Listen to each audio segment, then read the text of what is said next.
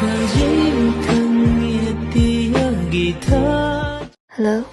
kana? Aine sana.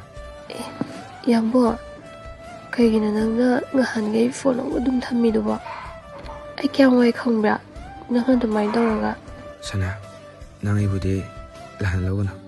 Yamu nupi chele. Nang ibude walugana ko. Yambo, nang haise kaino ba?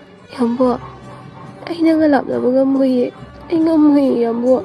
Sana, nang jideba. Ahoy kiga kapeba. Yamu pagi dawne.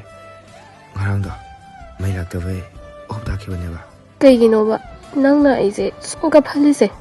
Nang nushide chona. Nushidana laknabane.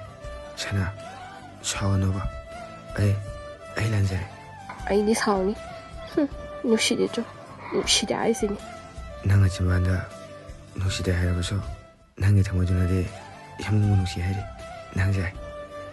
Yam kakdagi sana hobiyoga. Yamungi sana.